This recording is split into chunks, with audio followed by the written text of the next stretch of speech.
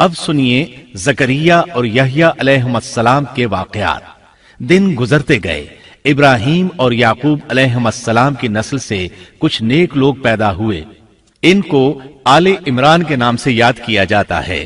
اللہ تعالیٰ سورہ آل عمران آیت 33 اور 34 میں فرماتے ہیں، بے شک اللہ تعالیٰ نے تمام جہان کے لوگوں میں سے آدم کو اور نوح کو اور ابراہیم کے خاندان اور عمران کے خاندان کو چن لیا کہ یہ سب آپس میں ایک دوسرے کی نسل سے ہیں، اور اللہ تعالیٰ سنتا جانتا ہے۔ جس عمران کا ذکر قرآن مجید نے کیا ہے یہ داؤد علیہ السلام کی اولاد سے ہیں۔ زکریا علیہ السلام کی بیوی، یحییٰ علیہ السلام کی والدہ عیشا اور مریم علیہ السلام کی والدہ حنا دونوں حقیقی بہنیں تھیں، اور زکریا علیہ السلام رشتے میں مریم علیہ السلام کے خالو تھے۔ اس طرح یحییٰ علیہ السلام اور مریم علیہ السلام آپس میں خالہ زاد ہیں۔ اللہ تعالیٰ نے اس دور کے کئی واقعات کی طرف اشارہ کیا ہے۔ سب سے پہلا تذکرہ مریم علیہ السلام کی پیدائش کا ہوا ہے۔ یہ واقعہ دمشق میں ہوا۔ زکریا بن دان سلیمان علیہ السلام کی اولاد میں سے تھے۔ دمشق میں زندگی گزار رہے تھے۔ عمر 100 سال سے زیادہ ہو چکی تھی۔ اس قصے کی ابتدا قرآن مجید نے عمران کی بیوی سے کی ہے۔ وہ مریم علیہ السلام کی ماں اور عیسیٰ ابن مریم کی نانی ہیں۔ عمران کی بیوی کے ہاں عرصہ دراز سے کوئی اولاد پیدا نہ ہوئی تھی۔ ایک دن انہوں نے ایک چڑیا کو دیکھا، وہ اپنے بچوں کو خوراک کھلا رہی تھی۔ یہ دیکھ کر انہیں شدت سے اولاد کی خواہش محسوس ہوئی۔ انہوں نے اللہ سے دعا کی، اللہ نے ان کی دعا کو قبول فرمایا۔ چنانچہ جب بچے کی ولادت کا وقت قریب آیا تو انہوں نے ایک نذر مانی۔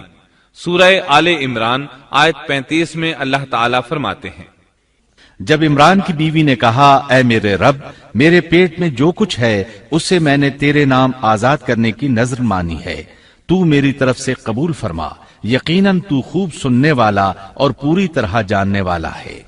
انہوں نے اللہ تعالیٰ سے اولاد کی دعا کی۔ اللہ تعالیٰ کے حکم سے جب انہیں بچہ پیدا ہونے کی امید ہوئی تو انہوں نے نذر مان لی کہ جس بچے کو جنم دوں گی اسے اللہ کے لیے آزاد چھوڑ دوں گی تاکہ وہ بیت المقدس کی خدمت کرے۔ زکریا علیہ السلام اور آل عمران بیت المقدس کی طرف نقل مکانی کر چکے تھے۔ بیت المقدس یہودیوں کی عبادت گاہ تھی۔ یہ ان کا طریقہ تھا کہ اپنی اولاد کے بارے میں بیت المقدس کا خادم بنانے کی نذر مانا کرتے تھے۔ بچہ پیدا ہوتا تو علماء کے سپرد کر دیتے، وہ اسے تورات پڑھاتے تاکہ وہ عبادت کرنے والا بن جائے، بیت المقدس کی خدمت کرے۔ لیکن ان کے ہاں بچی پیدا ہوئی۔ بچیوں کو تو خدمت کے لیے وقف نہیں کیا جاتا تھا۔ سورہ آل عمران آیت 36 میں ہے، جب بچی پیدا ہوئی تو کہنے لگیں، پروردگار میرے ہاں تو لڑکی ہوئی ہے، اللہ تعالیٰ کو خوب معلوم ہے کہ کیا اولاد ہوئی ہے، اور لڑکا لڑکی جیسا نہیں، میں نے اس کا نام مریم رکھا ہے، میں اسے اور اس کی اولاد کو شیطان مردود سے تیری پناہ میں دیتی ہوں۔ عمران کی بیوی حیرت میں پڑ گئیں کہ انہوں نے تو نذر مان رکھی ہے اور اب لڑکی کو تو بیت المقدس کی خدمت کے لیے وقف نہیں کیا جا سکتا۔ ان کے خاوند عمران بیت المقدس کے عابدوں میں سے تھے۔ بیوی نے ان سے مشورہ کیا، طے ہوا کہ بچی کو ہی خدمت کے لیے وقف کر دیا جائے۔ عمران کی بیوی بچی کو بیت المقدس میں لے آئیں۔ جس بچے کو وقف کرنا ہوتا تھا اس کی کفالت کوئی عالم کرتا تھا۔ عابدوں میں اس وقت یہ جھگڑا پیدا ہوا کہ اس بچی کی کفالت کون کرے گا۔ اس کے لیے آخر یہ طریقہ طے کیا گیا کہ وہ سب اپنا اپنا قلم پانی میں پھینکیں گے، جس کے قلم پر کچھ ظاہر ہو وہ اس کا کفیل بن جائے گا۔ چنانچہ سب نے اپنے قلم پھینک دیے، وہ پانی کے بہاؤ کے ساتھ بہنے لگے، جبکہ زکریا علیہ السلام کا قلم پانی کے بہاؤ کی مخالف سمت بہنے لگا۔ اللہ تعالیٰ سورہ آل عمران آیت 44 میں فرماتے ہیں، تو ان کے پاس نہ تھا جبکہ وہ اپنے قلم ڈال رہے تھے کہ مریم کو ان میں سے کون پالے گا، اور نہ تو ان کے جھگڑے کے وقت ان کے پاس تھا۔ اس طرح زکریا علیہ السلام کفیل قرار پائے۔ مریم علیہ السلام نے بہت اچھی پرورش پائی، وہ بہت تیزی سے پروان چڑھی۔ آپ کا جسم مضبوط اور خوبصورت تھا، بہت نیک اور عبادت گزار تھی، عورتوں میں سب سے زیادہ سچ بولنے والی تھی۔ اللہ تعالیٰ نے انہیں اپنی کرامات سے نواز رکھا تھا۔ اللہ تعالیٰ سورہ آل عمران آیت 37 میں فرماتے ہیں، جب کبھی زکریا ان کے کمرے میں جاتے उनके पास रोजी रखी पाते। वो पूछते, ए मरियम, तेरे पास ये रोजी कहां से आई? वो जवाब देती कि ये अल्लाह के पास से है। बेशक अल्लाह ताला जिसे चाहे बेहिसाब रिस्क देता है। जकरिया अलैहिस्सलाम को जब कहीं जाना होता, वो मरियम अलैहिस्सलाम के कमरे का दरवाजा बंद करके जाते थे। जब वापस आते तो उसके पास रिस्क रखा पाते और वहां गैर मौसमी फल होते। बहुत ताज्जुब करते। मरियम अलैहिस्सलाम उन्हें बताती, ये फल अल्लाह ताला ने आसमान से नाजिल किए हैं। अल्लाह ताला सूरतुल माइदा आयत 75 में फरमाते हैं, और ईसा की वालिदा एक रास्तबाज औरत थी, इसीलिए उनके हाथ पर बहुत सी करामात जाहिर हो रही थी। उनकी फजीलत सूरह आले इमरान आयत 42 में इन अल्फाज में आई है। और जब फरिश्तों ने कहा, ए मरियम, अल्लाह ताला ने तुझे बरगुजीदा कर लिया और तुझे पाक कर दिया और सारे जहान की औरतों में से तेरा इंतखाब कर लिया। सूरतुल माइदा आयत 75 में है। मसीह इब्ने मरियम पैगंबर होने के सिवा और कुछ भी नहीं। इससे पहले भी बहुत से पैगंबर हो चुके हैं। उसकी वालिदा एक रास्तबाज औरत थी। बुखारी, मुस्लिम, तिरमिजी और नसाई की हदीस है, नबी करीम सल्लल्लाहु अलैहि वसल्लम ने फरमाया, अपने जमाने में मरियम अलैहिस्सलाम सबसे अफजल औरत थी और इस उम्मत में खदीजा रजी अल्लाह अन्हा सबसे अफजल औरत है। बहुत सी अहादीस में 4 औरतों की फजीलत आई है। नबी सल्लल्लाहु अलैहि वसल्लम ने फरमाया, सारे जहान की औरतों में से 4 औरतें अफजल हैं। मरियम बिनते इमरान, फिरौन की बीवी आसिया, खदीजा बिनते खुवैलिद और फातिमा बिनते मुहम्मद रजी अल्लाह अन्हुन्ना। बस साबित हुआ कि मरियम अलैहिस्सलाम को अल्लाह ताला ने बहुत फजीलत अता फरमाई थी। जकरिया अलैहिस्सलाम ने उनकी फजीलत देखी तो उनके दिल में भी औलाद की ख्वाहिश पैदा हुई। वो उस वक्त तक बे औलाद थे। उम्र 100 साल से जायद थी। बीवी 90 साल की थी। औलाद की शदीद तमन्ना के बायस उन्होंने अल्लाह से दुआ मांगी। सूरह मरियम आयात 1 ता 6 में है। काफ हा या ऐन साद, ये है तेरे परवरदिगार की उस मेहरबानी का जिक्र जो उसने अपने बंदे जकरिया पर की थी, जबकि उसने अपने रब से चुपके चुपके दुआ की थी कि ऐ मेरे परवरदिगार, मेरी हड्डियां कमजोर हो गई हैं, सर बुढ़ापे की वजह से भड़क उठा है, लेकिन मैं कभी भी तुझसे दुआ करके महरूम नहीं रहा। मुझे अपने मरने के बाद अपने कराबत वालों का डर है। मेरी बीवी भी बांझ है। बस तू मुझे अपने पास से वारिस अता फरमा जो मेरा भी वारिस हो और याकूब के खानदान का भी जानशीन हो, और मेरे रब तू उसे मकबूल बंदा बना ले। जकरिया अलैहिस्सलाम अपने दौर में अकेले ही नबी थे। उनके वरासा और रिश्तेदारों में कोई काबिल आदमी नहीं था, इसलिए उन्होंने ये दुआ की।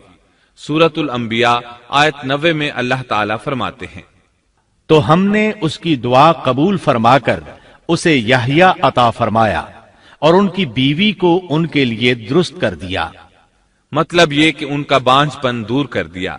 फिर अल्लाह ने उन्हें खुशखबरी सुनाई, ए जकरिया, हम तुझे एक बच्चे की खुशखबरी देते हैं जिसका नाम यहया है।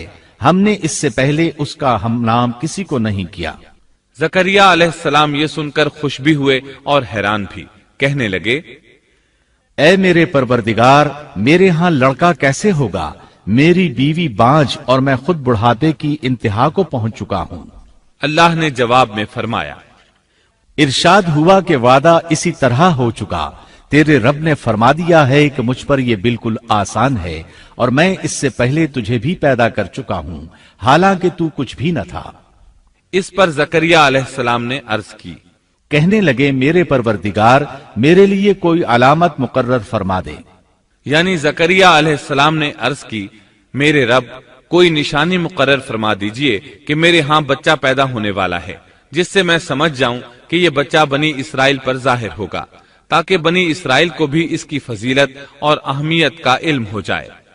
तब अल्लाह ताला ने फरमाया, इरशाद हुआ कि तेरे लिए अलामत यह है कि तू भला चंगा होने के बावजूद 3 रातों तक किसी शख्स से बोल नहीं सकेगा। चुनाचे जब वो वक्त आया और वो किसी से बात करना चाहते तो कर नहीं सकते थे, अलबत्ता अपने जिक्र में सुबह शाम मसरूफ रहते, और ये निशानी थी इस बात की कि उनके यहां बच्चा पैदा होने वाला है। अल्लाह ताला सूरह मरियम आयत 11 में फरमाते हैं, اب زکریا اپنے حجرے سے نکل کر اپنی قوم کے پاس آ کر انہیں اشارہ کرتے ہیں کہ تم صبح و شام اللہ کی تسبیح بیان کرو۔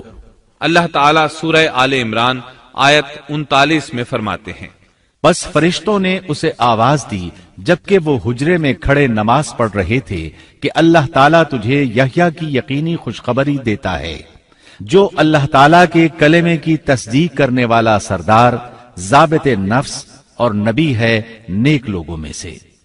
انسان کتنے ہی بلند و بالا مقام پر پہنچ جائے اور اللہ تعالیٰ کے ساتھ اسے زیادہ سے زیادہ قرب حاصل ہو جائے، تب بھی وہ اللہ کا بندہ ہی رہتا ہے، اور کسی بھی بلندی پر پہنچ کر وہ اللہ یا اللہ کا بیٹا نہیں ہو سکتا، اللہ کا شریک نہیں ہو سکتا۔